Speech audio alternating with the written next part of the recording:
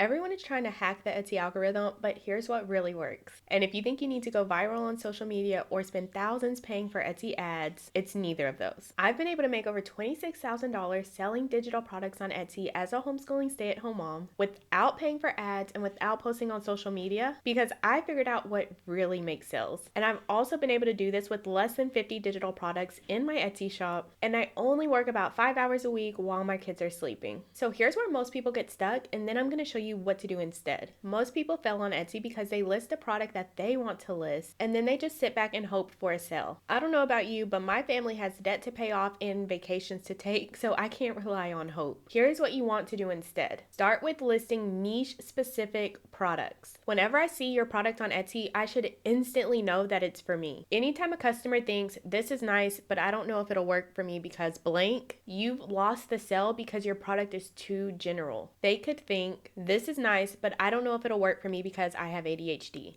Or this is nice, but I don't know if it'll work for me because I've never used a digital planner. I know it seems like you'd want to create a product that can attract everyone, but here's why that makes it harder to make sales. If you had spiders in your house and you went to the store to get bug spray, would you prefer the one that said bug spray or would you prefer the one that said kill spiders?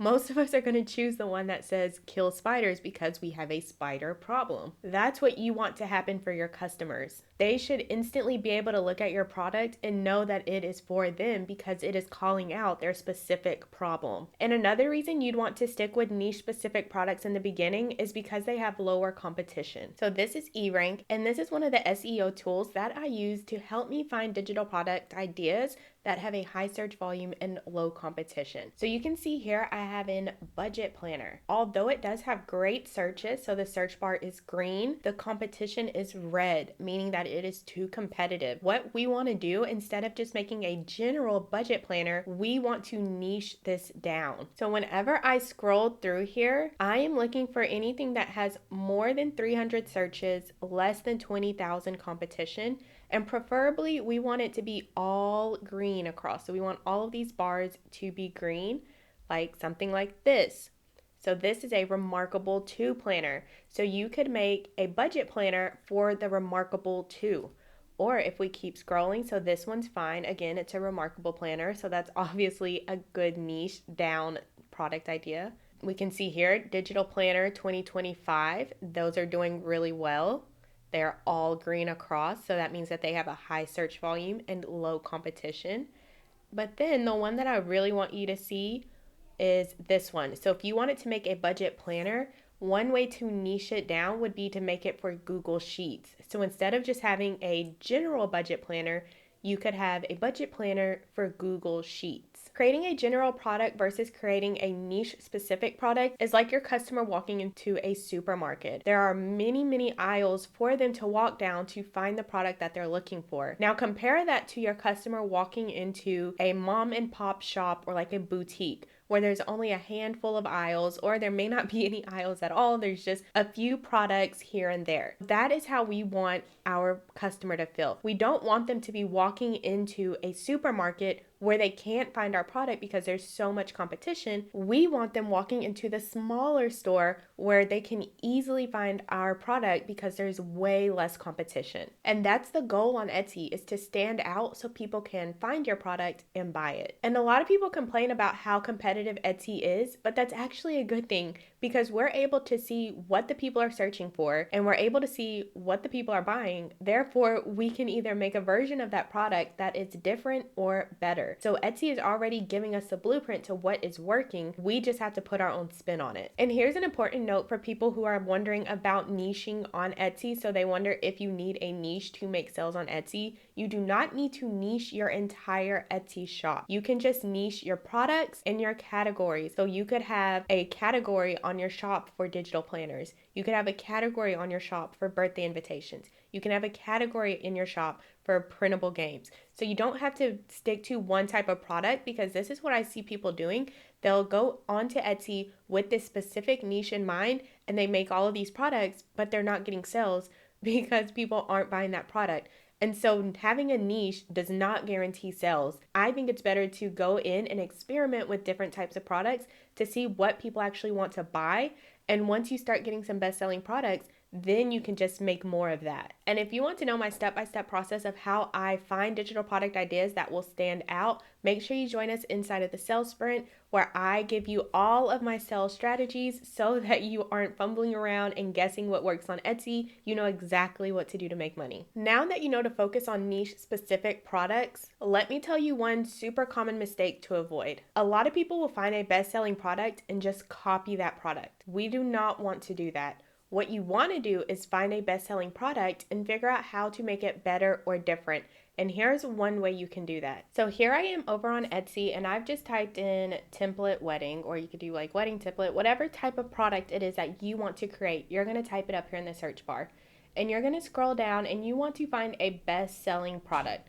So I'm just going to click in this, and if you can notice, I don't have any bestseller badges.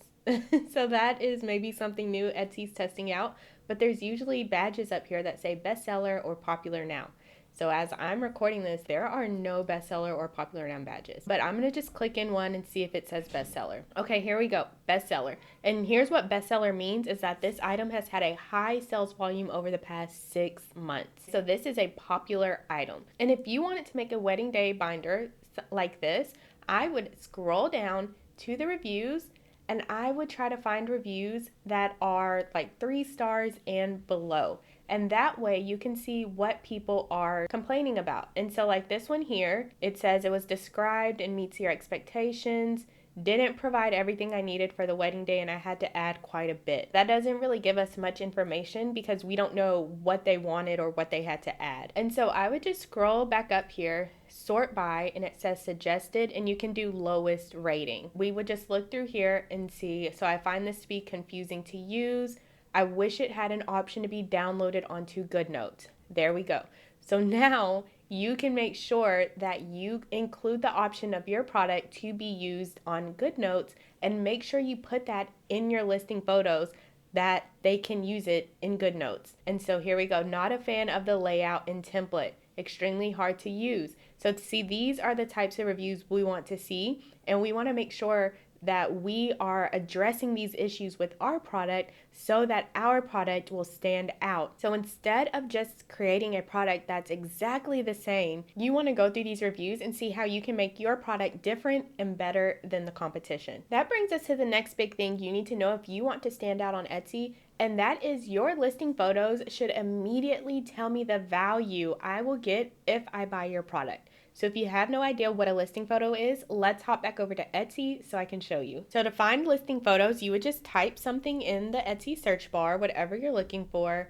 And when we scroll down, so all of these images you see here, these are listing photos. And I should know immediately what your product is just from looking at your listing photo. So these are easy to see. We clearly know that these are invitations. But if we did something else, so let me just type in something super general. So I've just typed in template, and so let's look at these. So this is a wedding day binder. It says it right up here at the top. This is a bridal shower invitation. This one is a welcome book. So if the video would go away when it's in welcome book, it said it right there on the top. This one over here, simple budget. This one over here, faceless aesthetic videos. See how I know exactly what they are? I don't even have to click on the product. I know what it is. And then they're also calling out like certain types of benefits, like this one. This should say MRR, but it says MMR. But this one has master resale rights and private label rights.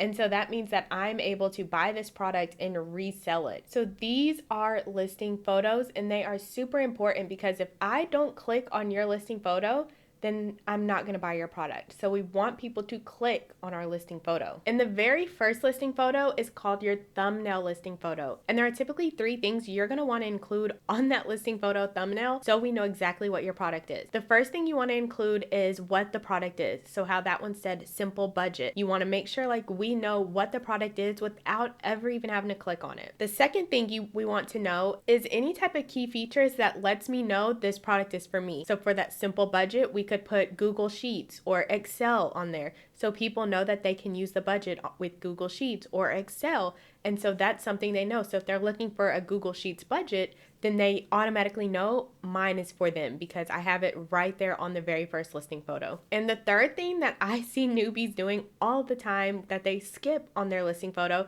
is an actual picture of the product.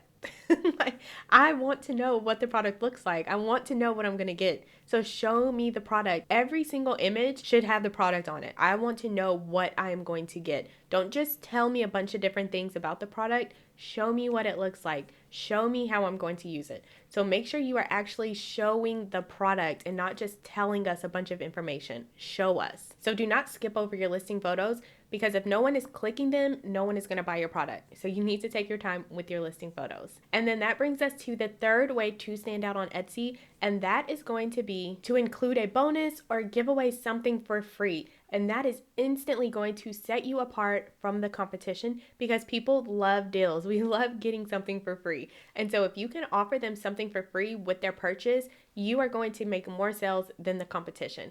And so one thing to note here is that you do not just want to offer something random for free that doesn't go along with your product at all. So like if you have a digital planner, you don't just want to offer them like a game and they have nothing to do with each other. You want to make sure that your product and the bonus go hand in hand. So if you have a digital planner, offer them digital stickers. If you have a printable bingo game, then offer them a leaderboard template. Like, give them something that goes along with the product that they'd be excited to have. That makes it just more fun. So make sure your bonus that you're giving away with your product actually goes along with the product. So it should be like peanut butter and jelly. Or if you're at a shoe store, you buy a pair of shoes and they're like, hey, do you want these shoelaces? Or do you want this shoe cleaner? Like, they're offering you something that is similar to what you are buying. So make sure your bonus and your product match. And whenever you offer this bonus, make sure that you call that out in your listing photos. Let people know that they are going to get a bonus when they buy your product. And inside of the sales sprint, I do show you how to come up with bonus ideas.